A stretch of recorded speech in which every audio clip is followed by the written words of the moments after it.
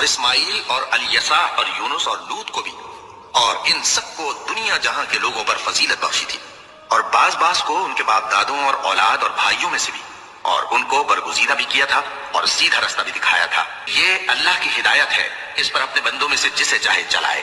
اور اگر وہ لوگ شرک کرتے تو جو اعمال وہ کرتے تھے سب ضائع ہو جاتے۔ یہ وہ لوگ تھے جن کو ہم نے کتاب اور حکم شریعت اور نبوت عطا فرمائی تھی۔ اگر یہ کفار ان باتوں سے انکار کریں تو ہم نے ان پر ایمان لانے کے لیے ایسے لوگ مقرر کر دیے ہیں کہ وہ ان سے کبھی انکار کرنے والے نہیں۔ یہ وہ لوگ ہیں جن کو اللہ نے ہدایت دی تھی، تو تم انہی کی ہدایت کی پیروی کرو۔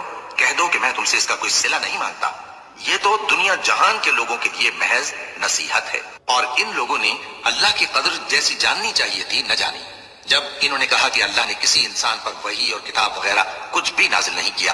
کہو کہ جو کتاب موسیٰ لے کر آئے تھے اسے کس نے نازل کیا تھا، جو لوگوں کے لیے نور اور ہدایت تھی، اور جسے تم